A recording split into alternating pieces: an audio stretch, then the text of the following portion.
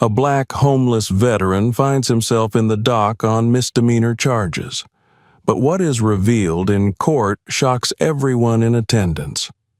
Subscribe and post in the comments where you're watching from. The biting wind howled through the narrow city streets, cutting through layers of clothing and chilling anyone unfortunate enough to be outside. Darius Watson sat slumped against the wall of a shuttered store, his back pressed against the cold, graffitied bricks. The sidewalk bustled with pedestrians, their coats wrapped tightly around them as they hurried past him, eyes fixed on their destinations. Darius was invisible to them, a shadow among the cracks of society. The corner he had claimed for the night was small, but shielded from the worst of the wind. A tattered, military-issued backpack rested beside him, its seams stretched to their limits by the few belongings he still owned. His hands, calloused and cracked from years of hardship, worked to tighten the frayed scarf around his neck. The scarf had been a gift from his late mother, a bright red streak that now stood out like a flag of defiance against the gray monotony of his existence. Darius shifted uncomfortably, the ache in his joints refusing to be ignored. His body bore the marks of a life spent fighting battles both abroad and at home. The scars on his hands and arms told stories of war, but the deeper wounds, the ones no one could see, were etched into his mind. Those scars throbbed now, brought to life by the cold and the weight of isolation. Once, Darius had walked these same streets with pride. He had been Sergeant Darius Watson of the 82nd Airborne Division, a man respected by his peers and admired by his community. He had worn his uniform with dignity, the patches and medals on his chest a testament to his courage. But all of that seemed like a distant memory, almost as if it had happened to someone else. Now, people barely looked at him, and when they did, it was with a mix of pity and disdain. The memories were relentless. They came unbidden, sweeping over him like waves. He remembered the missions overseas, the camaraderie of his unit, and the moments of unimaginable bravery. But he also remembered the long nights filled with the sound of gunfire and the haunting cries of his fallen brothers in arms. War had taken pieces of him, pieces he would never get back. When he returned home, he had expected to find solace in the familiar. Instead, he was met with indifference. His old neighborhood was unrecognizable, the faces he once knew now strangers. His friends had moved on, their lives untouched by the chaos he had endured. Even his family, once his anchor, seemed to drift away. His wife, tired of his silence and the darkness that had taken hold of him, had left, taking their 2 children with her. The promises made to him as a veteran, promises of stability, support, and gratitude, proved hollow. The job he had been assured of never materialized, and the bills began to pile up. One by one, the threads of his life unraveled until he found himself here, on the streets, forgotten by the country he had served. As the day turned to evening, the bustling street began to thin out. The warm lights of the nearby cafe spilled onto the sidewalk, offering a fleeting sense of comfort. Darius eyed the cafe longingly. He could almost feel the warmth of the coffee, taste its bitter relief. But he knew better than to go inside. The last time he had tried, the manager had glared at him, his disdain unmistakable. Darius had left before any words were exchanged, his dignity barely intact. That dignity was all he had left now, and he clung to it fiercely. Even when people tossed a few coins his way, he refused to let them see him grovel. He would nod in gratitude, but never reach out his hand too eagerly. To them, he might have been just another homeless man, but to himself, he was still Sergeant Watson, a man who had once stood tall even in the face of gunfire. Night fell and the temperature dropped further. Darius huddled deeper into his coat, a worn relic of his military days. The coat had seen him through desert storms and jungle rains, but now it struggled to fend off the biting chill of the city. He shifted his position, trying to ease the stiffness in his legs when a pair of boots stopped in front of him. "Hey, man," a voice said, hesitant but kind. Darius looked up to see a young man holding out a cup of coffee. The man's face was framed by a scarf, his eyes filled with something Darius hadn't seen in a long time: compassion. "For you," the young man said, placing the cup beside Darius before hurrying away. Darius stared at the cup, the steam rising in delicate tendrils. A small gesture, but one that brought a lump to his throat. He picked it up carefully, cradling it in his hands as if it were something precious. For a moment, the warmth spread through his fingers and into his chest, a fleeting reminder of what it felt like to be human. But the moment didn't last. The peace was shattered when a sharp voice cut through the air. "Hey, you can't stay here!" Darius looked up to see a man in a tailored coat standing a few feet away, glaring at him. The man gestured angrily toward the cafe. "You're scaring off customers. Move along." Darius sighed and began gathering his things. He was used to this, being treated like a nuisance, a blemish on the polished image of the city. He stood slowly, his knees protesting with every movement. But as he turned to leave, the man stepped closer, his voice rising. "You people don't belong here," he spat, the venom in his words unmistakable. The cafe manager had noticed the commotion and hurried outside, his expression tight with disapproval. "I've already told you before," the manager said, addressing Darius directly. "This is private property. If you don't leave, I'll have to call the police." Darius nodded, his gaze fixed on the ground. He didn't argue. Years of discipline had taught him to follow orders without question. But the weight of the man's words lingered, cutting deeper than the cold ever could. Minutes later, the police arrived. The officer was young, his uniform crisp and his demeanor professional. "Sir, you can't stay here," he said firmly but not unkindly. "We've had complaints." Darius didn't resist. He picked up his belongings and prepared to leave, but the officer stopped him. "Wait," he said, his tone softening. "I'm sorry, but I have to take you in. It's protocol." The walk to the police car was slow and heavy, each step a reminder of how far Darius had fallen. As the city lights blurred past the car window, he felt the familiar weight of despair settle over him. For Darius, this was just another night in a life that had become a series of endless battles he was no longer sure he could win. The metal bench was cold against Darius Watson's back as he sat in the holding cell, his arms crossed tightly over his chest in a futile attempt to keep warm.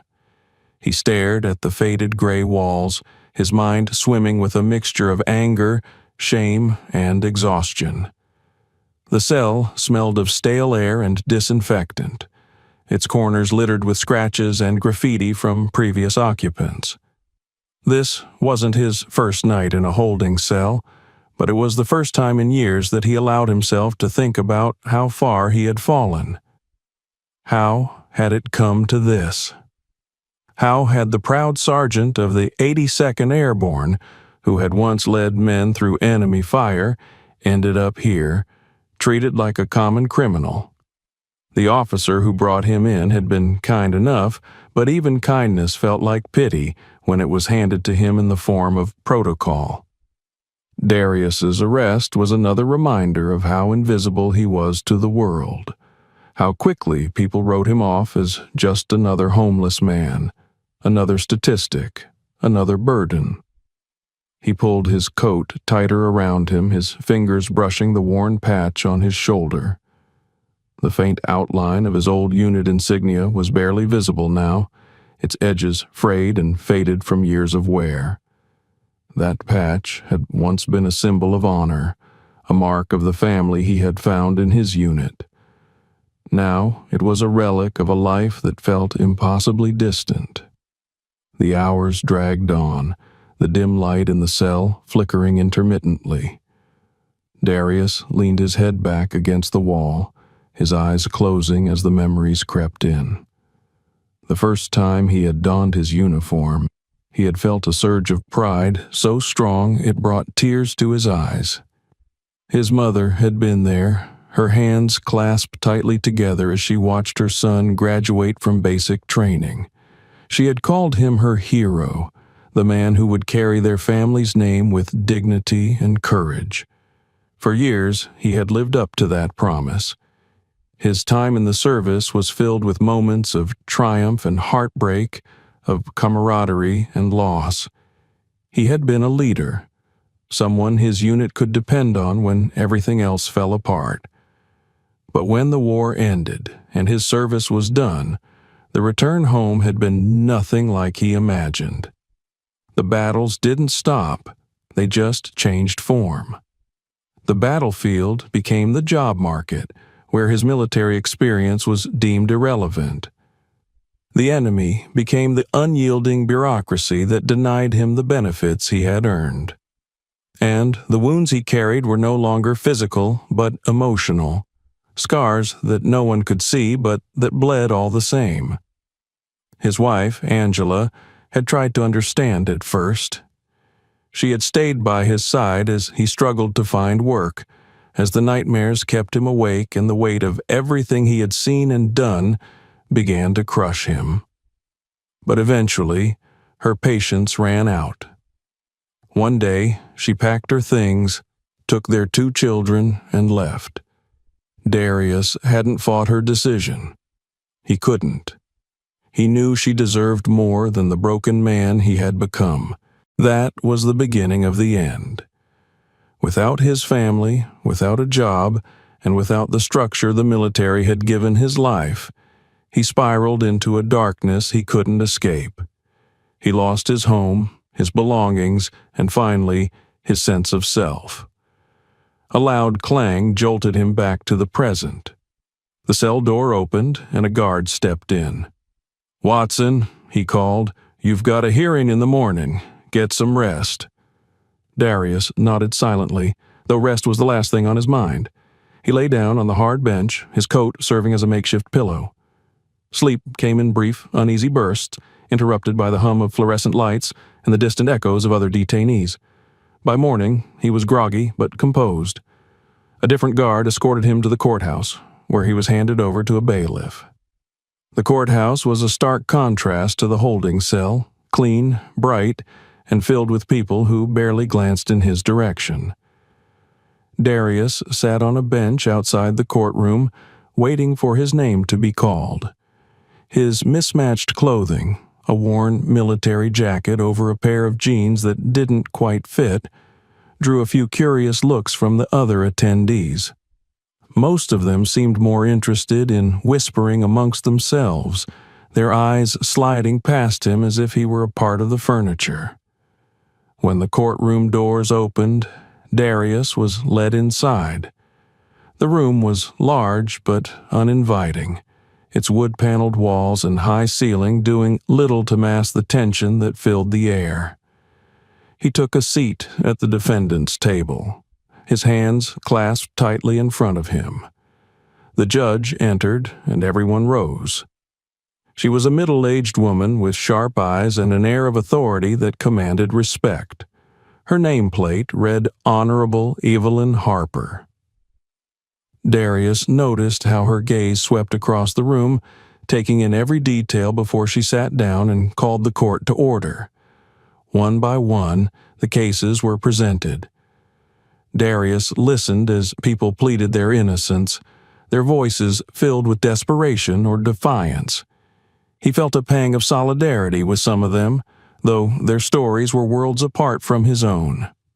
Finally, his name was called.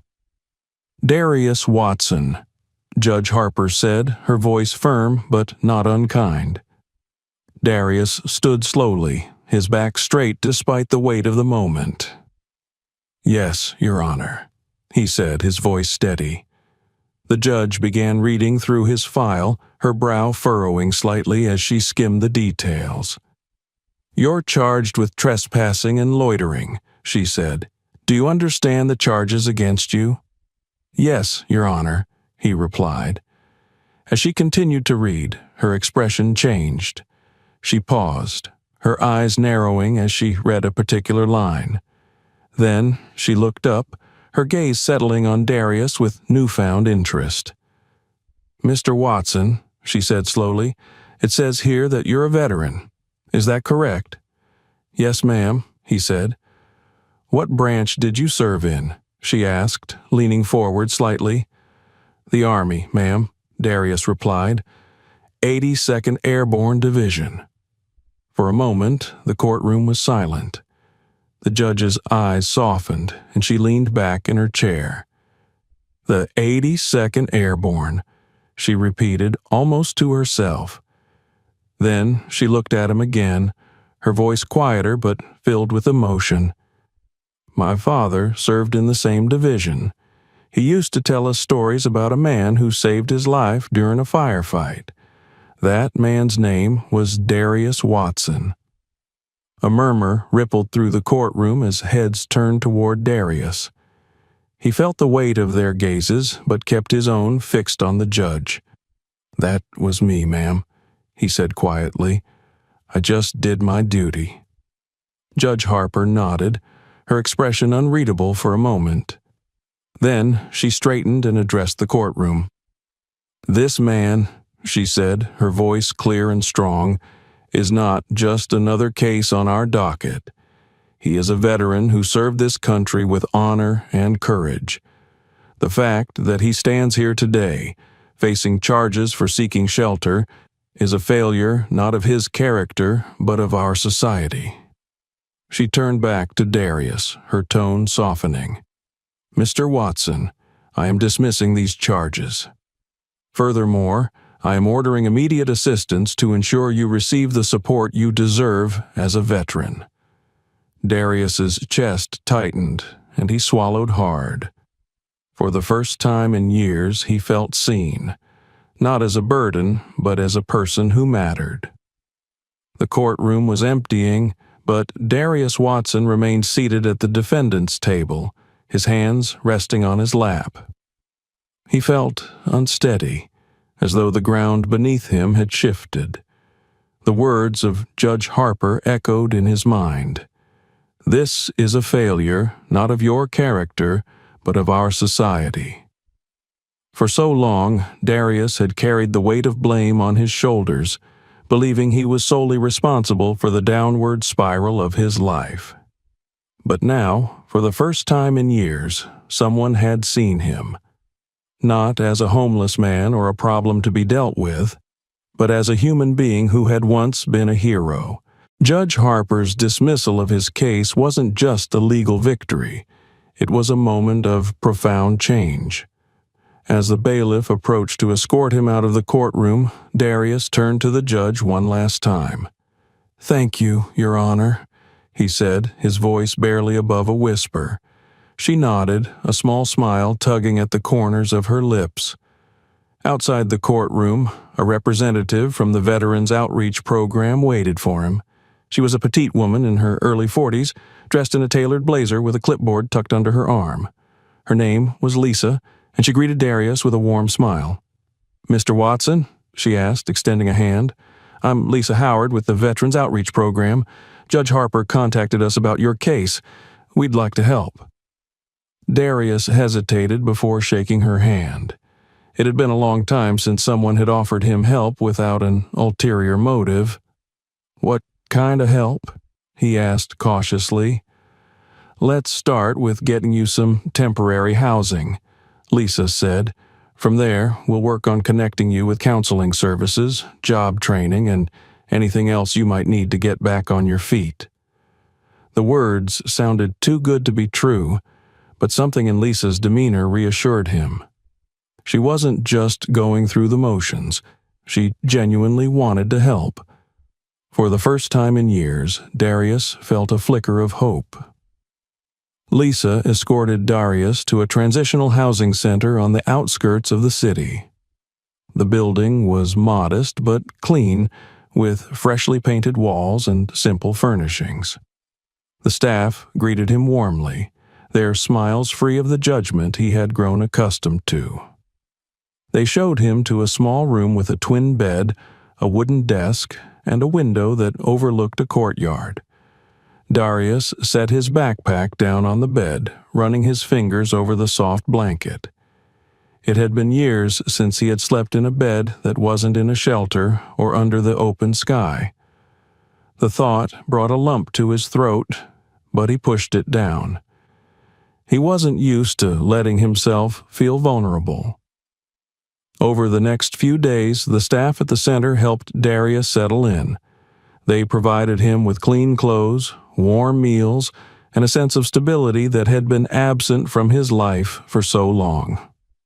Lisa visited regularly, checking in on his progress and making sure he felt supported. One afternoon, she brought him to a group therapy session for veterans. The room was filled with men and women of all ages, each with their own stories of struggle and survival.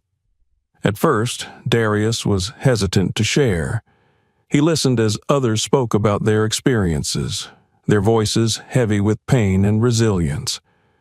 Slowly, he began to feel a sense of camaraderie, a reminder of the brotherhood he had once known in the military.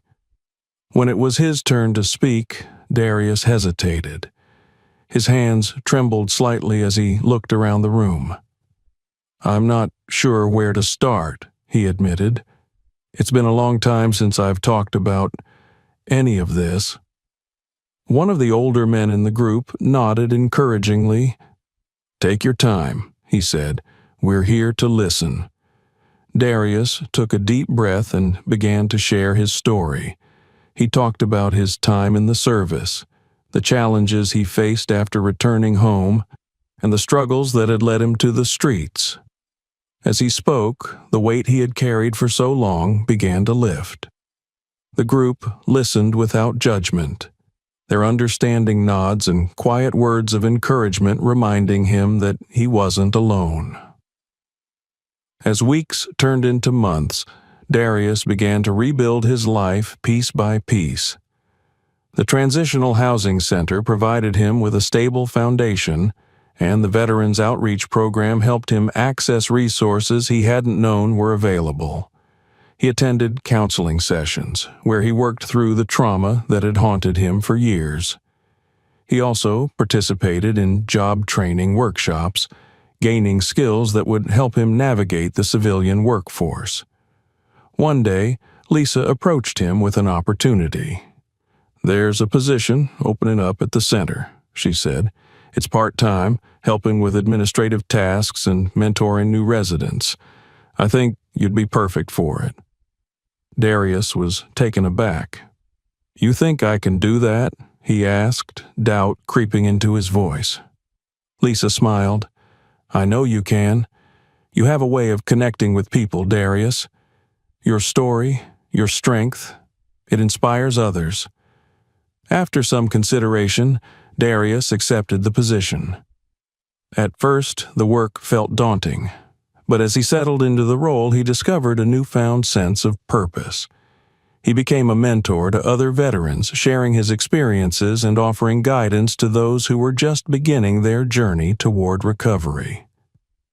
One evening, as Darius walked through the city, he passed the cafe where his troubles had begun.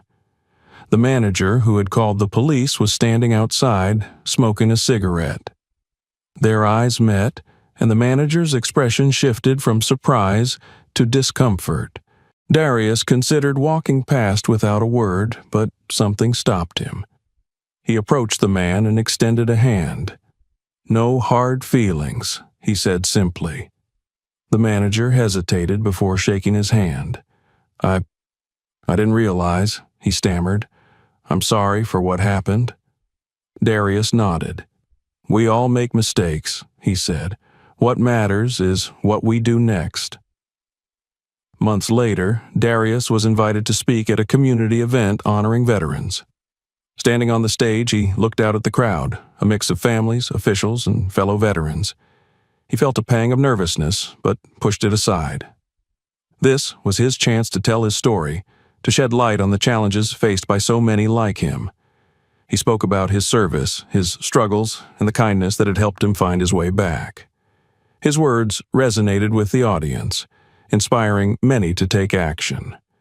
By the end of the event, people approached him to shake his hand, thank him for his service, and offer their support. For the first time in years, Darius felt a sense of belonging. He wasn't just surviving anymore. He was living, and he was making a difference.